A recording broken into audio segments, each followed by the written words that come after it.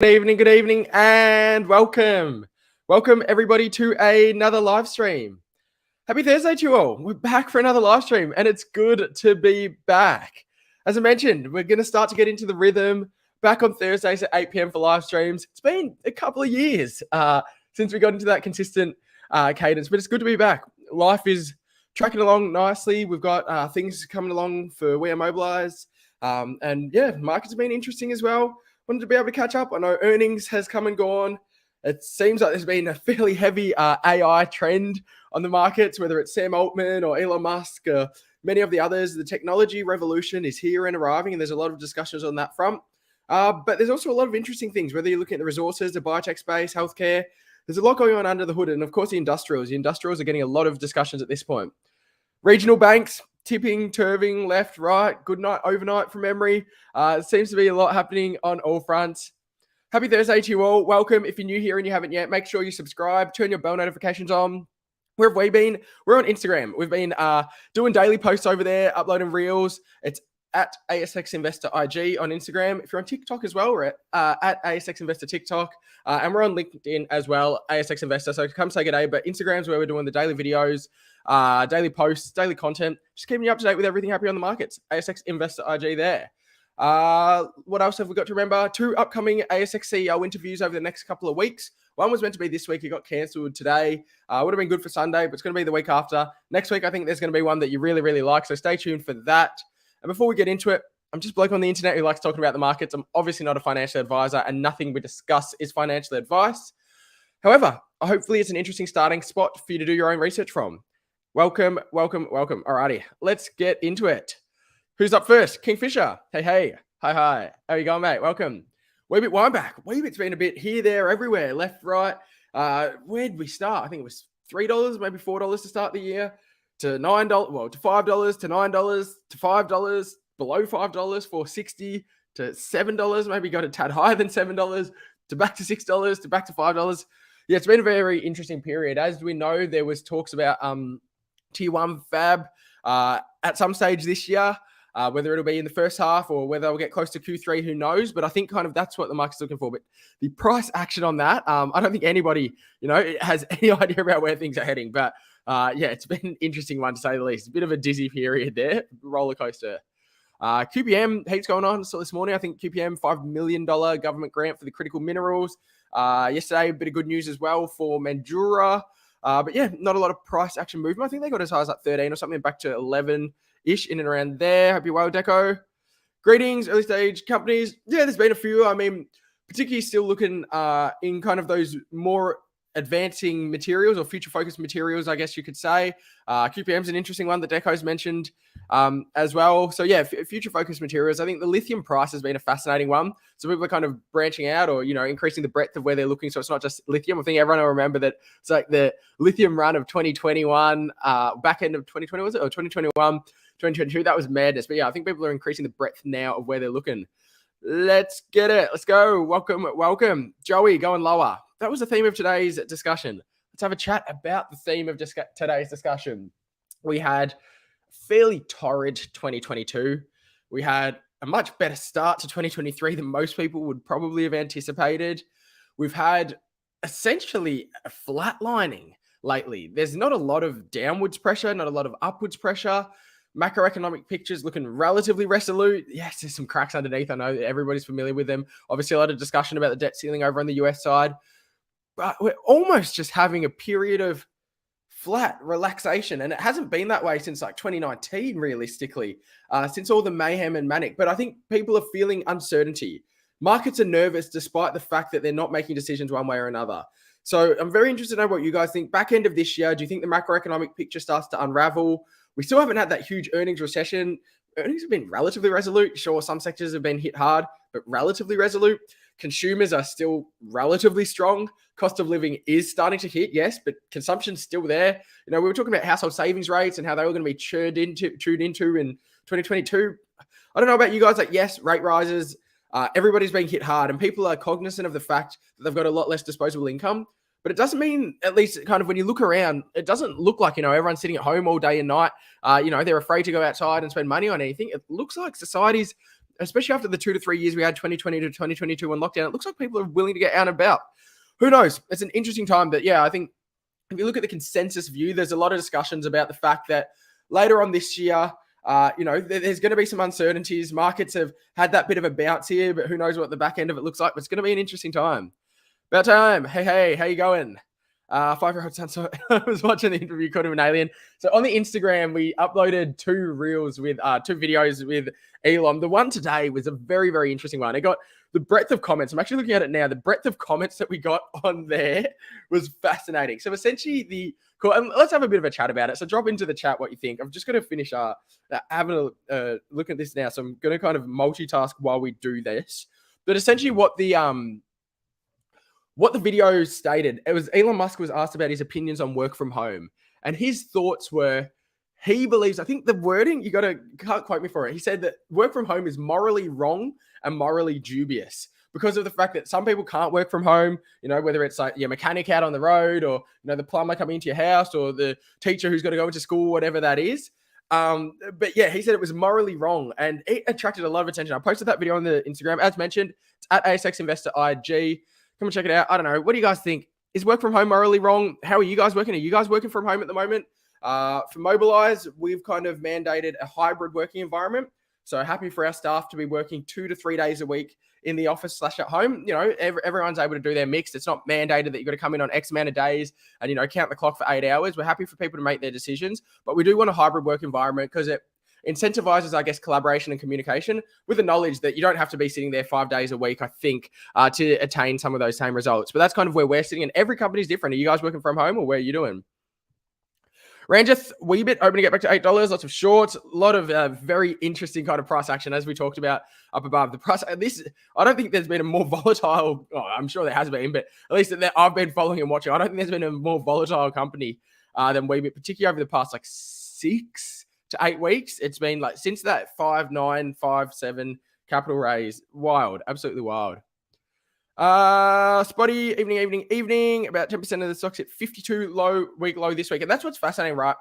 A lot of people have been looking at S&P 500, so that headline figure at the benchmark, and saying, hey, things aren't that bad. We're moving higher or tracking flat. I can't remember the exact figure, but Microsoft and Apple have contributed something like, I think it's 50% off the top of my head. 40% off the top of my head, but something wild in terms of gains for the S&P 500 this year.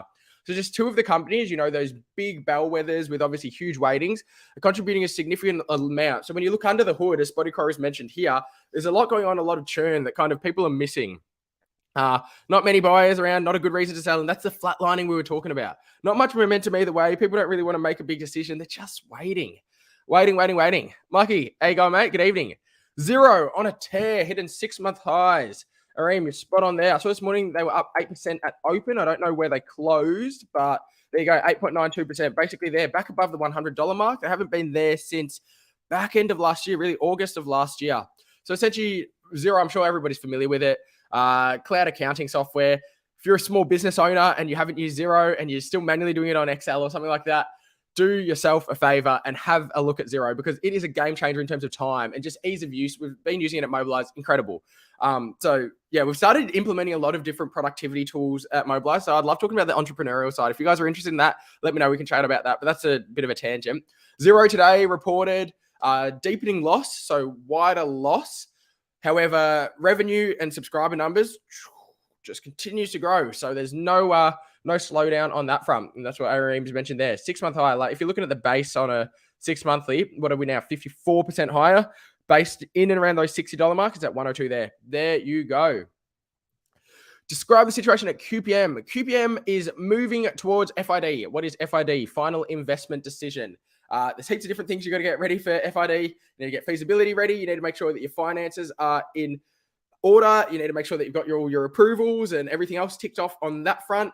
And then once you've got all the data, all the information and everything, kind of all your ducks in order, then the board will make the decision whether they approve the project to go ahead. Because obviously, once you've greenlighted it and you start the process, it's very difficult to turn around, or at least there's going to be more and more sunk costs going ahead.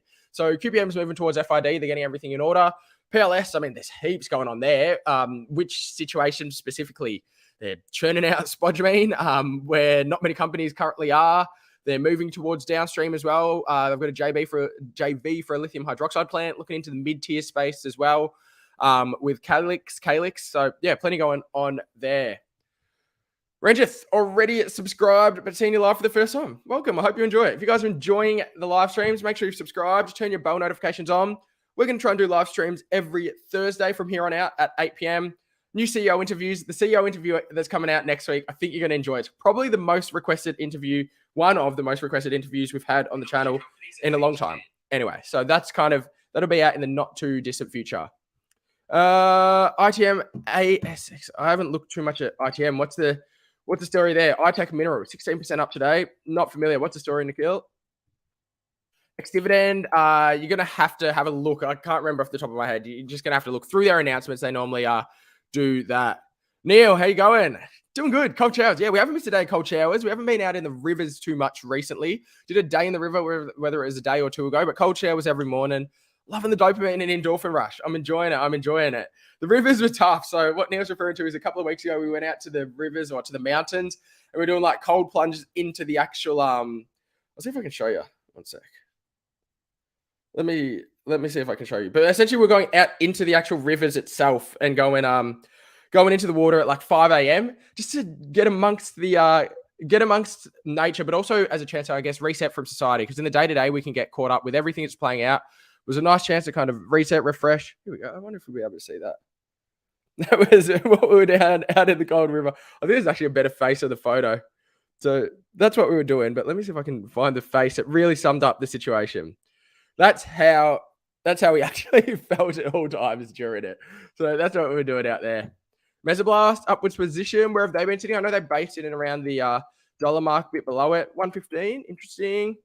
Copper, Dr. Copper. When copper does well, when the macroeconomic picture is looking good, copper is often necessary because it's used in so much stuff. We know about its future focus use cases, obviously the electric vehicle revolution and the infrastructure set up for just the broader electrification of society. But everything, your toaster, your kind of all your household goods will have copper. And so it's essentially an indication of macroeconomic activity.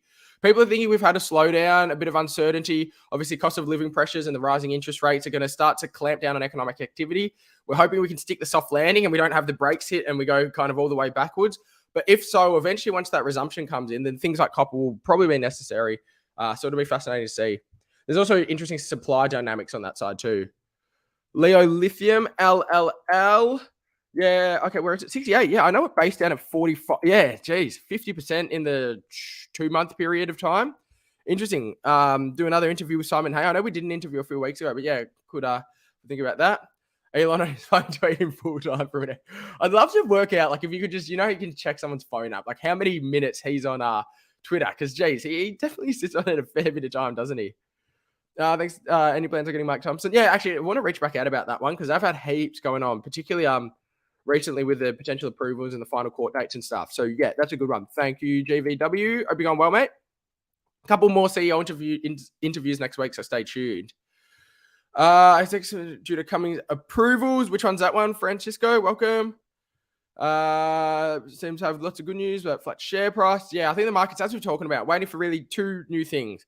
And they're interdependent, but they can move separately. One is licenses to be announced, and one is revenue. Obviously, as licenses are announced, it's a leading indicator of downwards revenue to come through, but you can't have revenue separately from announced licenses. Obviously, it's a commercially sensitive space, and it doesn't mean that all will be announced explicitly. But yeah, we've talked about that on the channel before.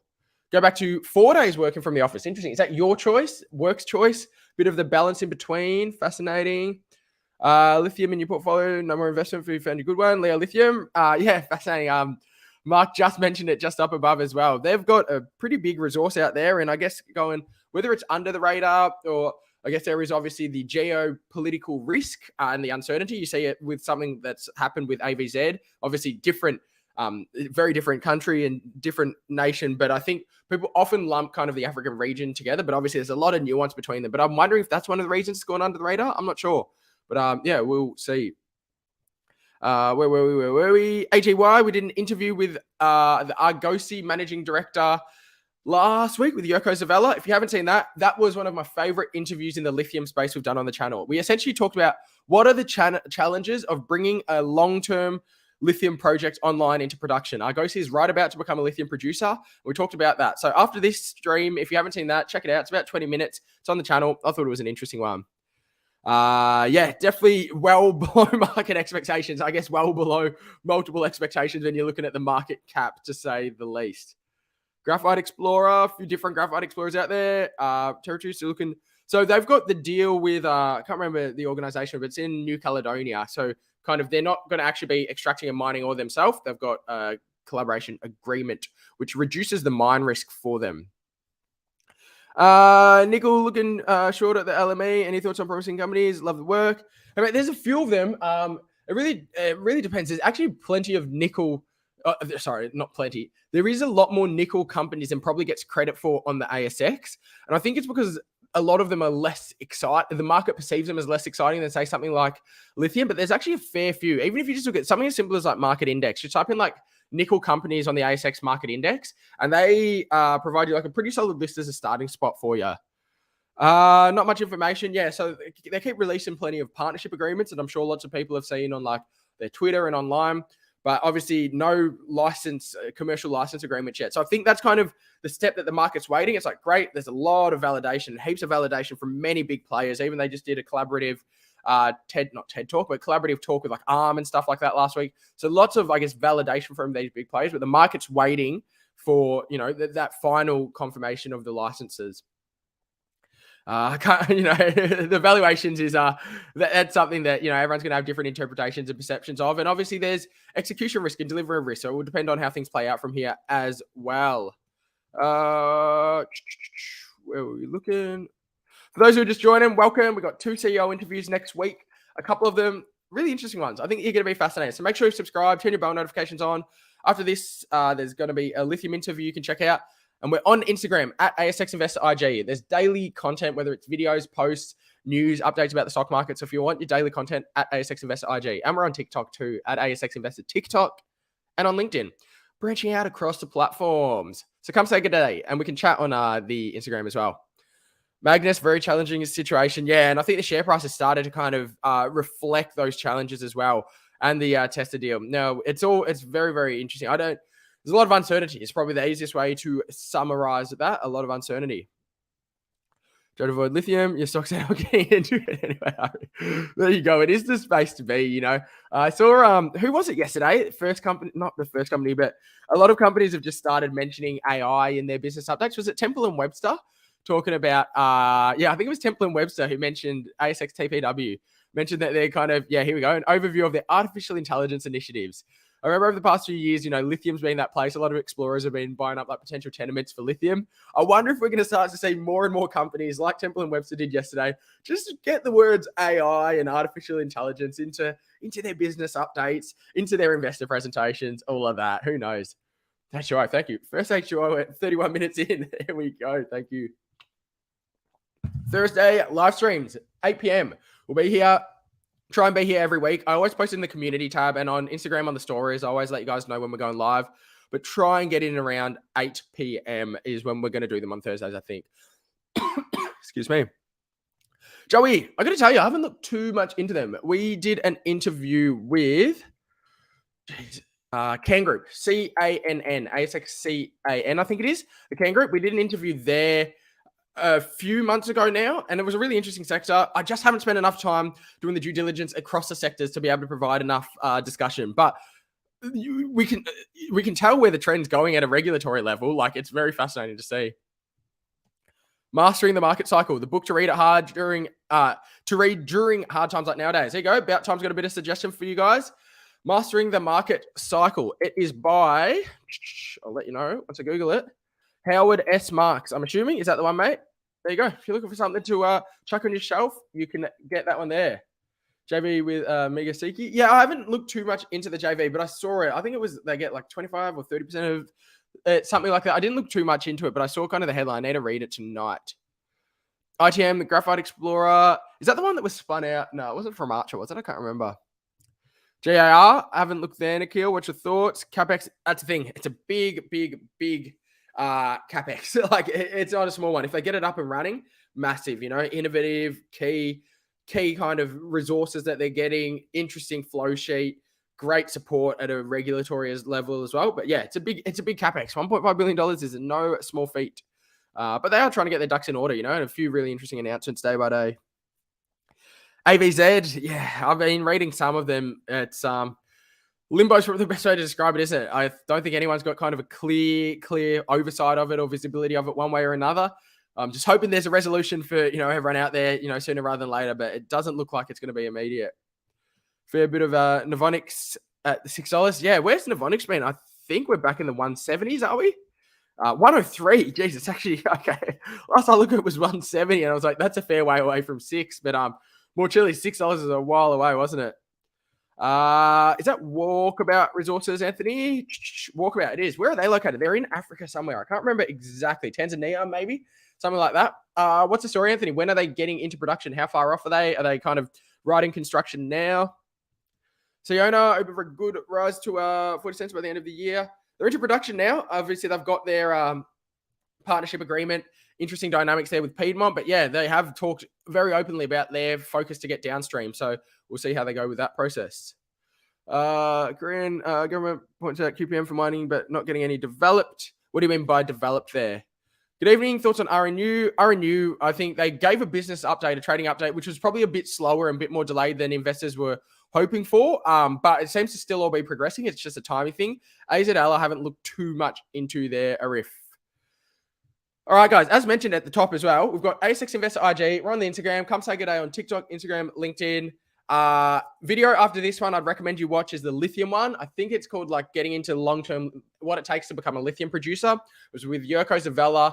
It's on the ASX Investor channel on this channel, so you can just click through the link there. Enjoy that. Come say good day on Instagram. New CEO interview back end of next week. We'll be back next Thursday at 8 p.m. for a live stream.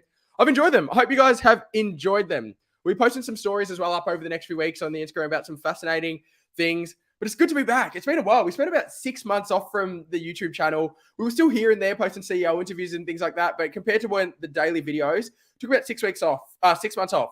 But we're back. We're back in business. More interviews, more live streams, daily content on all of the other social media platforms. And it's good to be chatting. A big thank you to everyone who has been joining us for now.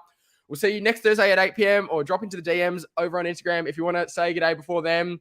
We'll see what the markets do. A few upcoming central bank decisions over the next 3 weeks, which will be interesting. Start of June. And then we've got the last month of the quarter, the financial year for ASX companies, the majority of them. Then we're into FY24. Let's do it. Big thanks for joining us, guys. Hope you have an incredible night. We'll see you very, very soon. For now, catch you next Thursday. Stay well and happy investing.